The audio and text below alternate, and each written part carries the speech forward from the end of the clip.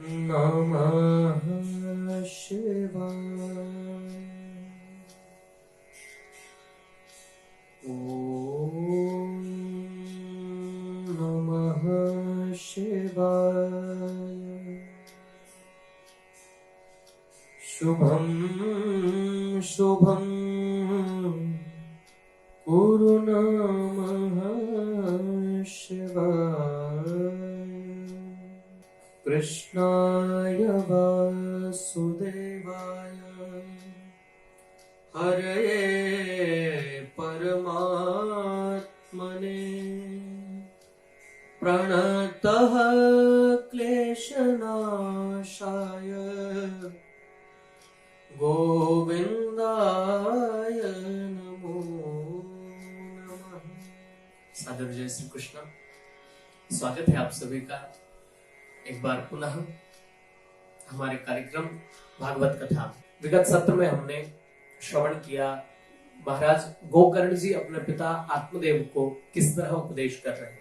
भागवत के अंतर्गत जिसको गोकर्ण गीता कहा जाता है, मुझे जहां तक लगता है जितनी भी गीताएं हुई हैं उन सब में सबसे छोटी गीता जो है वो गोकर्ण जी महाराज की है। और जितनी भी गीता है, जो बड़ी बड़ी गीताएं हैं, भगवान श्री कृष्ण द्वारा कही गई श्रीमद् भगवत गीता, गुरु गीता और भी अनेक गीताएं लोगों ने लिखी है, वो तो साक्षात भगवत प्रोक्तम भगवान के द्वारा कही गई है। अर्जुन को जो सुनाई गई 700 श्लोकों की भगवत गीता।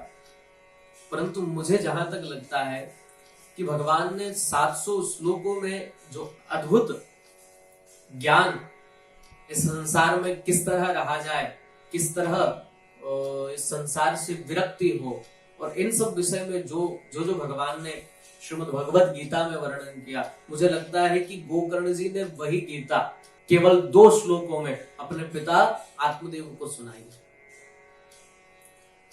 और एक श्लोक का हम लोग श्रवण कर चुके हैं। अब हम लोग द्वितीय श्लोक पर चर्चा करते हैं। धर्मं भजस्व सततं त्यज लोक धर्मान् सेवस्य साधु पुरुषान् जहि काम तृष्णान् अन्यस्य दोष गुण चिंतनमासु मुक्त्वा सेवा कथा रसमोहो नितराम पिबत्। गोकर्ण जी अपने पिता आत्मदेव से कहते हैं, पिताजी धर्मं भजस्व सततम, सततम धर्मं भजस्व, सतत धर्म का भजन करिए। भैया धर्म क्या है? शास्त्र कहता है रामो विग्रहवान धर्म, साक्षात श्री राम जी ही धर्म का स्वरूप है। राम जी ने जो जो किया है, जो आपको उनकी क्रियाओं में दिखाई पड़ता है, वो सब धर्म है। पत्नी के साथ कैसा धर्म हो, पिता के साथ कैसा धर्म हो, और भाई के साथ कैसा धर्म हो, माँ के साथ कैसा धर्म हो, प्रजा के साथ कैसा धर्म हो, राजा के साथ कैसा धर्म हो, किसका धर्म कैसा हो, शत्रु के साथ किस तरह का धर्म हो, और यहां तक कि शास्त्र के साथ कैसा धर्म हो। कहीं शास्त्र के साथ अन्याय न हो जाए, कहीं वेदों के साथ अन्याय न हो जाए, कहीं ऋषि मुनियों के साथ अन्याय न हो जाए। सबके साथ धर्म की स्थापना यदि किसी ने की है तो वो प्रभु श्री राम ने की है। इसलिए रामो विग्रहवान धर्म, राम जी साक्षात मूर्तिमान धर्म है, विग्रहवान धर्म है। इसलिए धर्मम भजस्व सततम, पिताजी धर्मम भजस्व सततम, सतत भगवान का भजन करिए, निरंतर करिए। हम लोग करते तो हैं, कई बार जब शिवरात्रि आती है तो हम लोग शिव जी के मंदिरों में बड़ी भीड़ लगा लेते हैं। जब नवरात्रि आती है तो माता जी के मंदिर में जगह नहीं मिल पाती है, दर्शन करने के लिए बड़ी समस्याएं खड़ी हो जाती, कई बार तो हादसे तक हो जाते हैं। जब रामनवमी आती है तो हमें भगवान श्री राम का स्मरण होने लगता है, परंतु ये स्मरण एक दिन न हो, सततम, कल्याण उसी का होता है, सदगति उसी की होती है, और उस भक्ति के मार्ग में आगे वही बढ़ पाता है जिसमें सततता है, जिसमें निरंतरता है, वही आगे बढ़ पाता है।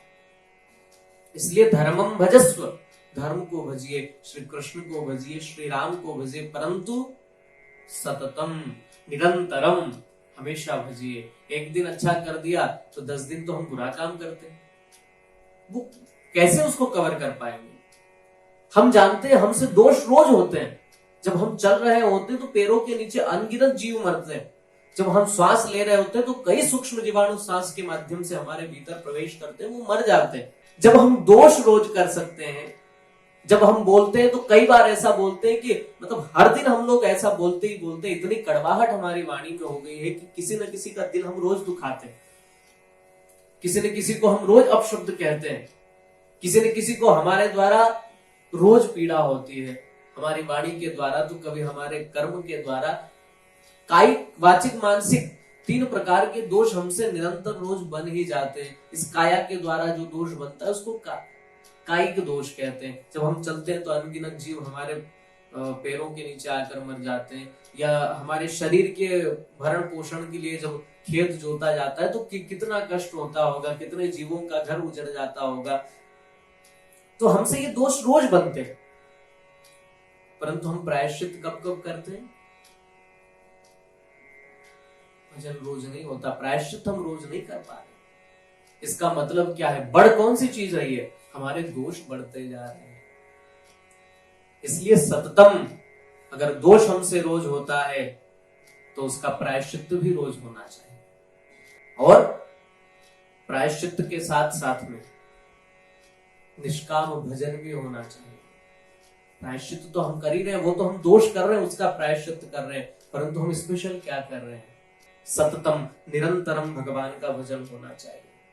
त्यज लोक धर्मान, लोक धर्मों को छोड़ करके कई बार हम सोचते हैं कि हम ऐसा करेंगे तो वो क्या कहेंगे, वो क्या कहेंगे, लोग क्या कहेंगे। इस चक्कर में हम उलझ जाते हैं, हम भगवान का भजन नहीं कर पाते।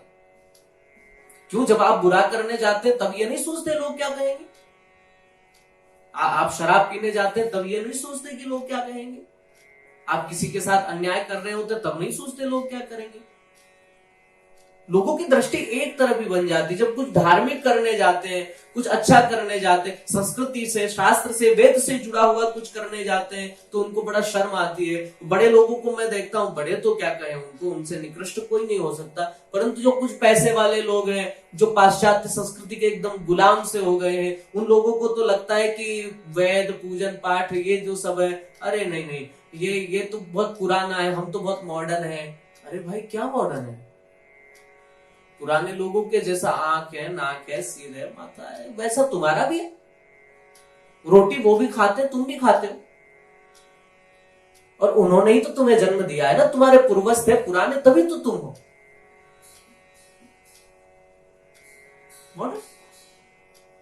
क्या है?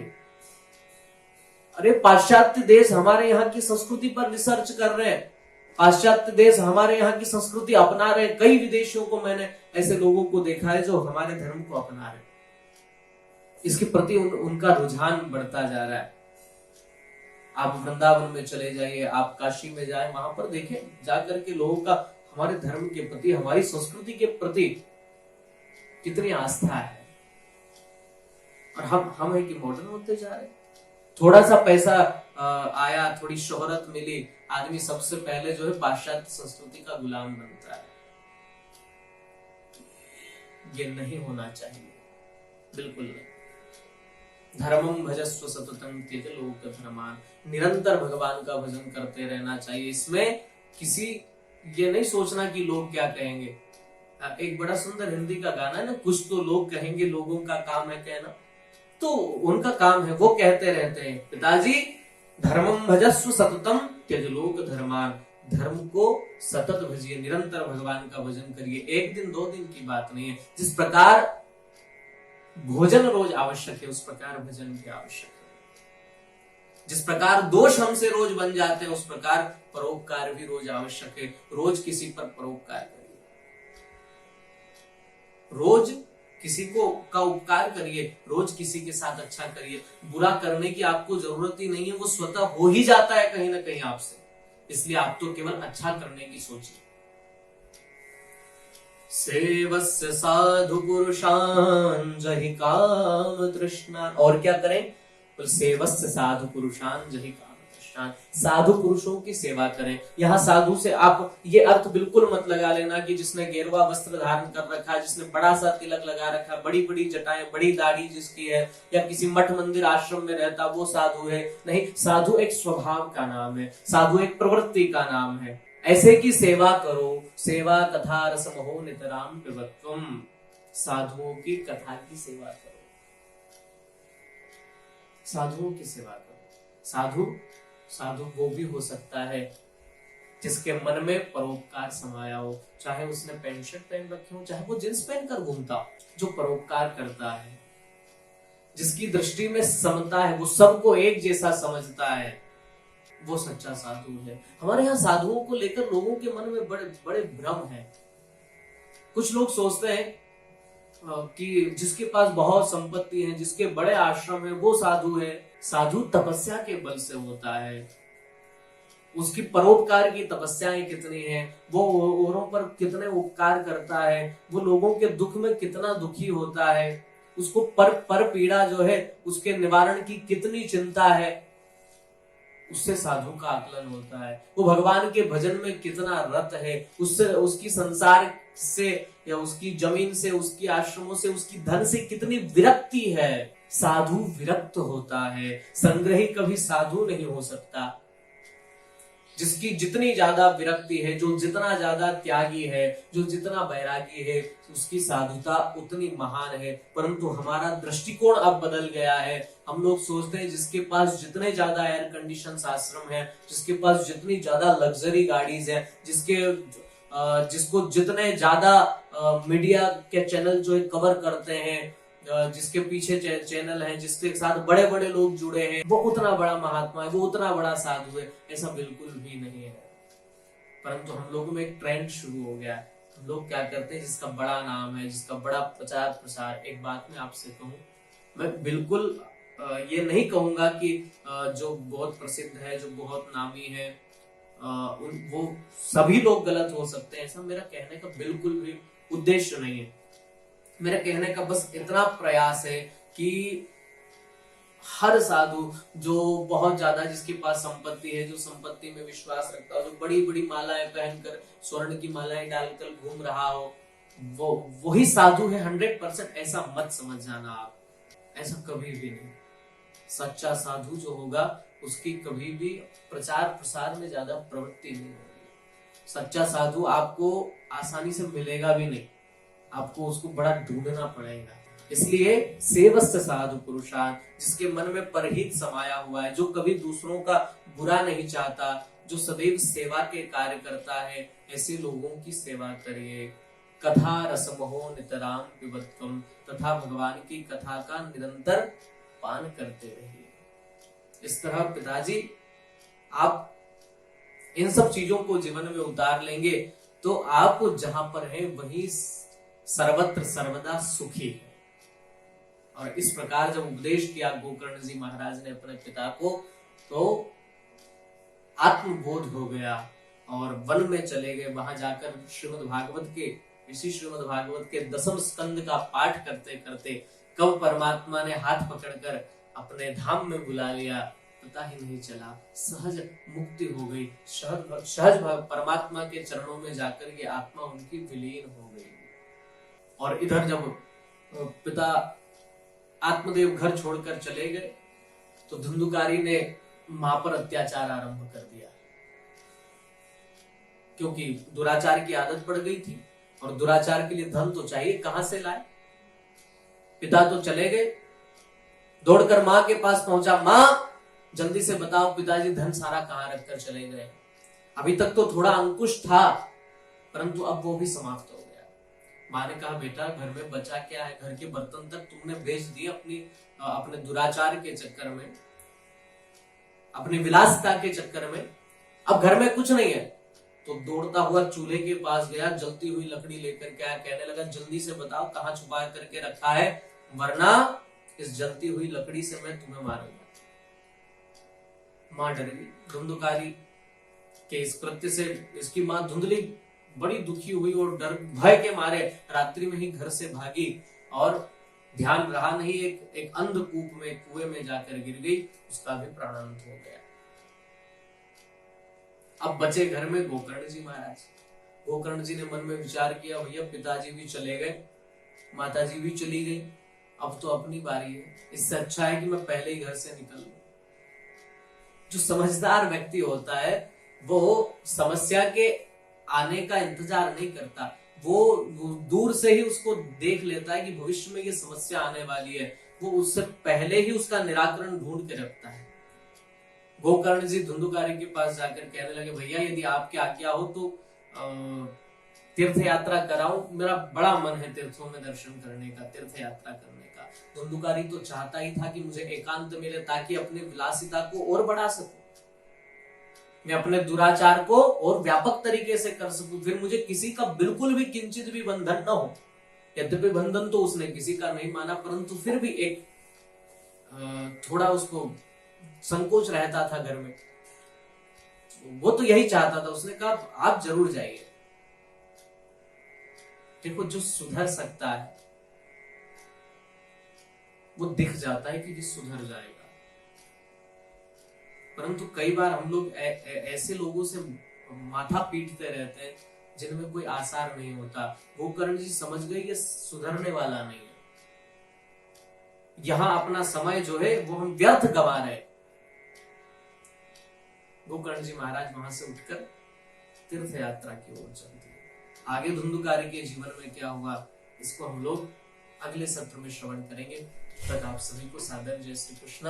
आप सभी से मेरा एक ही निवेदन है, आप स्वयं भी श्रीमद् भागवत की इस कथा से लाभान्वित हो, स्वयं सुने, अपने बच्चों को जरूर सुनाए ताकि उनके भीतर भी हमारे शास्त्रों का ज्ञान हो।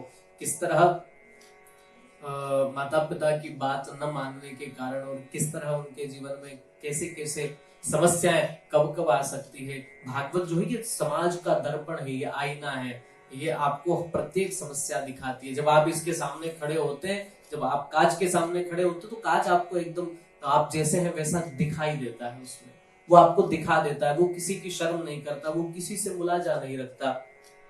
वैसे ही ये श्रीमद् भागवत है, ये भी दर्पण है, आप कैसे हैं ये आपको दिखा देते हैं। इसलिए सभी से मेरा निवेदन, स्वयं भी श्रवण करें, अपनों को भी सुनाएं। जय श्री कृष्ण।